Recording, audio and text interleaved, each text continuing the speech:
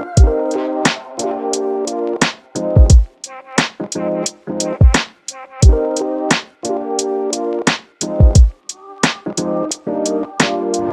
मैं हूं आदित्य उनियाल। मैं आपके बीच लेके आया हूं students anti Markovnikov rule. Anti Markovnikov rule किस तरीके से आपको इसको करना है, तो पिछली वीडियो में मैंने आपको मार्कोनिकॉफ रूल बताया।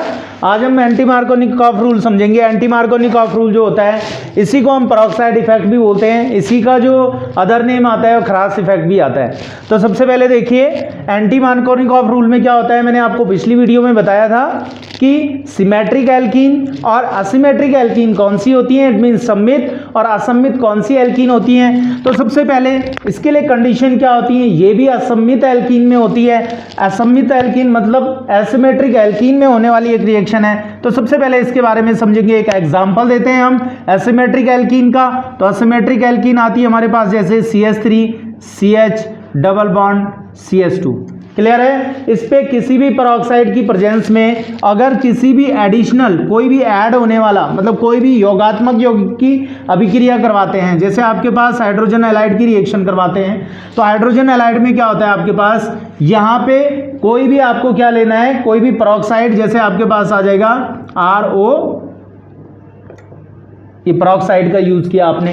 तो यहाँ पे क्या होता है इसकी प्रेजेंस में ये जस्ट अपोजिट होता है किसके, मार्कोनिकॉफ रूल के। मार्कोनिकॉफ रूल में क्या होता है, जब किसी भी असममित एल्कीन में, इट मीन्स किसी भी एसिमेट्रिक एल्कीन में हाइड्रोजन हैलाइड की रिएक्शन से हैलाइड पोर्शन उस कार्बन पे ऐड होती है जिस पे नंबर ऑफ हाइड्रोजन क्या होते हैं, कम होते हैं। इस पे हैलाइड पोर्शन किस पे ऐड होगा, जिस पे नंबर ऑफ हाइड्रोजन क्या होती हैं, ज़्यादा होती हैं, और हाइड्रोजन पोर्शन उस पे ऐड होगा जिस पे नंबर ऑफ हाइड्रोजन क्या होती है, कम होती हैं। क्लियर है। तो देखिए अब आप इसको कैसे करेंगे आगे देखना। इसमें आप क्या करेंगे, सबसे पहले CH3 सिंगल बॉन्ड CH और CH पे क्या ऐड हो जाएगा आपका, अभी मैंने आपको बताया इस पे क्या ऐड हो जाएगा H। तो CH एक H और ऐड होगा तो कितना आ जाएगा CH2, फिर आगे सिंगल बॉन्ड CH2, ये डबल बॉन्ड किस में हो जाएगा, सिंगल बॉन्ड में कन्वर्ट हो जाएगा और आगे आएगा आपके पास X।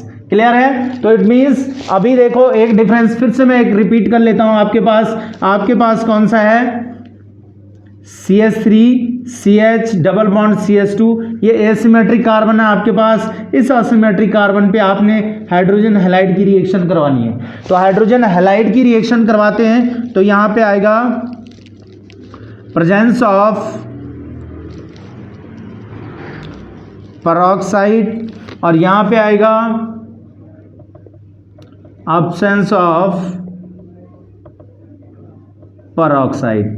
तो अगर आप क्या करते हैं, पेरोक्साइड की प्रेजेंस में ये रिएक्शन करते हैं, इसीलिए इसको आप पेरोक्साइड इफेक्ट भी इसका सेकंड नाम होता है, क्योंकि इसमें पेरोक्साइड का यूज होता है। पेरोक्साइड का यूज होगा तो ये जो X होती है ये इस पे अटैक करेगी।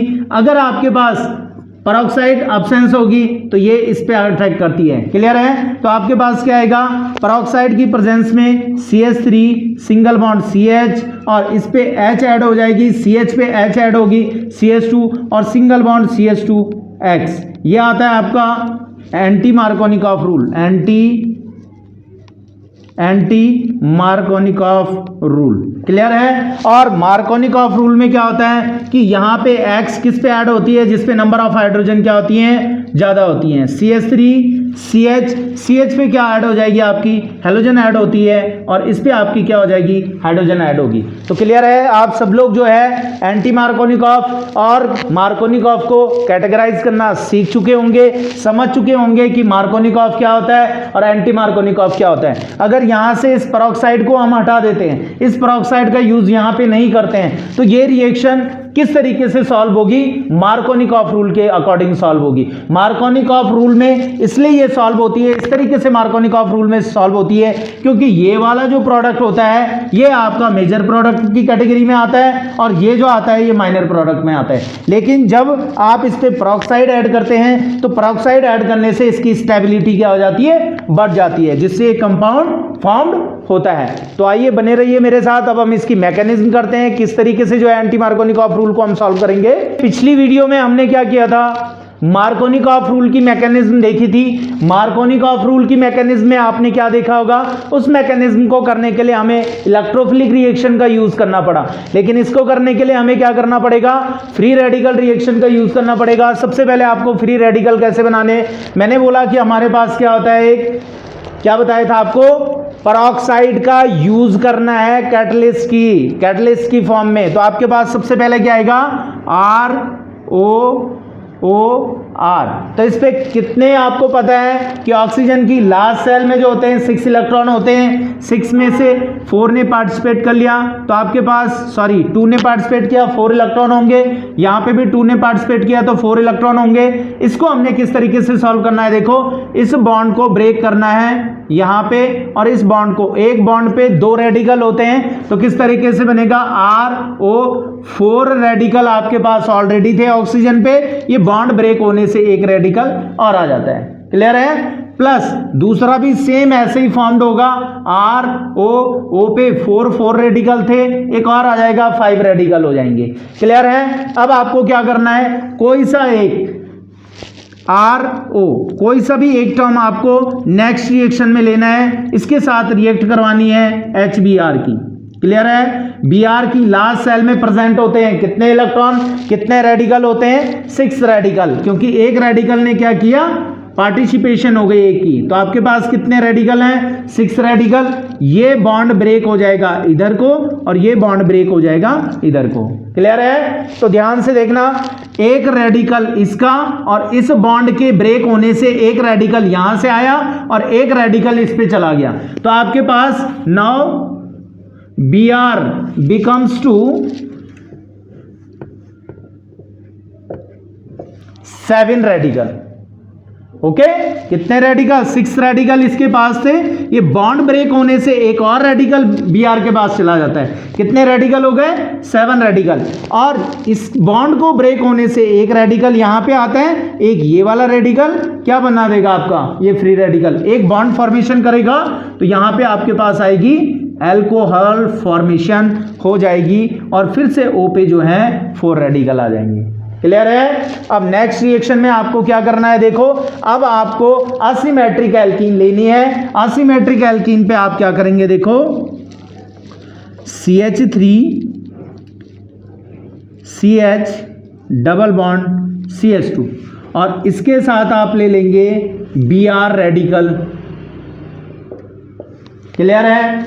अब क्या करेंगे, इस बॉन्ड को आप ब्रेक करते हैं यहां पे, और एक बॉन्ड को ब्रेक करते हैं यहां पे। क्लियर है? अब आपने क्या करना है, देखो इस पे एक रेडिकल आएगा, तो आपको क्या करना है, इस रेडिकल को यहां पे ब्रेक करना है, इससे एक रेडिकल, इससे एक रेडिकल, कितने रेडिकल हो गए आपके पास, 2। तो 2 रेडिकल से क्या होता है, एक बॉन्ड फॉर्मेशन होती है, तो आपके पास CH3 आ जाएगा, सिंगल बॉन्ड CH आ जाएगा, और इस बॉन्ड के ब्रेक होने से एक रेडिकल इस पोर्शन पे, इस कार्बन पे आएगा आपका। क्लियर है? और इस बॉन्ड के ब्रेक होने से एक रेडिकल यहां पे आएगा, एक ही रेडिकल हो गया, आपके पास यहां पे क्या आ जाएगा, CH2, और CH2 के आगे Br। क्लियर है? नेक्स्ट स्टेप में आप लोग क्या करेंगे, इस रेडिकल को आपको लेना है CH3 single bond CH, free radical single bond CH2 single bond Br, और इस पे रिएक्शन करवानी है किसकी, आपको HBr। इस Br पे आपके 6 रेडिकल होंगे, क्योंकि बॉन्डेड Br है, बॉन्डेड ब्रोमीन पार्टिकल है, तो ये एक यहां पे ब्रेक होगा, और ये H पार्टिकल यहां पे ब्रेक होगा, तो एक आपके पास फ्री रेडिकल ये है, एक इस बॉन्ड के ब्रेक होने से एक रेडिकल आएगा, तो आपके पास क्या हो जाएगा, CH3 सिंगल बॉन्ड CH, और एक H ये यहाँ पे अटैच हो जाएगा एक बॉन्ड फॉर्मेशन के साथ, और ये वाली CH2 आ जाएगी, ये Br यहाँ पे अटैच है, कितने रेडिकल के साथ, 6 रेडिकल के साथ, और ये वाली Br आपकी सेपरेट हो जाएगी, कितने रेडिकल के साथ, 7 रेडिकल के साथ। तो देखिए ये है आपके पास प्रोडक्ट किसका, एंटी मार्कोनिकॉफ रूल का प्रोडक्ट आपके पास आ चुका है। यहाँ पे इस तरीके से आपको इसकी मैकेनिज्म करनी है। सबसे पहले आपको क्या करना है, जो कैटलिस्ट है इसको ब्रेक डाउन करना है इसके पार्टिकल्स में, फिर इसके पार्टिकल्स को ऐड करना है किसमें, जो आपके पास क्या आता है, हाइड्रोजन हैलाइड। मैंने बोला था हाइड्रोजन हैलाइड को इसके साथ ऐड करने से एक अल्कोहल की फॉर्मेशन होगी, अल्कोहल मॉलिक्यूल की फॉर्मेशन होगी और Br रेडिकल आपका सेपरेट हो जाएगा। जो Br रेडिकल अभी सेपरेट हुआ, इस Br रेडिकल की रिएक्शन आपको करवानी है किसके साथ, असिमेट्रिक एल्कीन के साथ। असिमेट्रिक एल्कीन के साथ इसकी रिएक्शन करवाते हैं तो ये यहाँ पे ऐड होता है और एक रेडिकल फॉर्मेशन करता है। क्लियर है, ये रेडिकल जो फॉर्मेशन हुई इसकी रिएक्शन करवानी है आपको। फिर से अगेन दोबारा इसकी रिएक्शन किससे करवाएंगे आप, हाइड्रोजन हैलाइड से। हाइड्रोजन हैलाइड में Br जो है सेपरेट अपना एक रेडिकल बनाएगा और यहाँ पे एक कंपाउंड की फॉर्मेशन होती है जिसका आईपीसी टर्म जिसके लिए क्या आएगा, कौन सा नेम इसके लिए यूज होगा, 1 ब्रोमो प्रोपीन। तो इस तरीके से ये था आपके सामने एंटी मार्कोनिकॉफ रूल। आप ये भी समझ चुके होंगे इसको पेरोक्साइड इफेक्ट क्यों टर्मिंग की जाती है इसके लिए, और इसके लिए एक और टर्म यूज किया जाता है जिसको हम क्या बोलते हैं, क्रास इफेक्ट। ठीक है स्टूडेंट्स, तो 12th बोर्ड एग्जाम में बहुत ही इंपॉर्टेंट क्वेश्चन बनता है इससे, मार्कोनिकॉफ रूल और एंटी मार्कोनिकॉफ रूल। तो ये आप समझ चुके होंगे। तो स्टूडेंट प्लीज चैनल को सब्सक्राइब कीजिए, वीडियो लाइक कीजिए, शेयर कीजिए एंड कमेंट कीजिए। ओके स्टूडेंट, नेक्स्ट वीडियो में मिलते हैं नेक्स्ट टॉपिक के साथ। Bye students.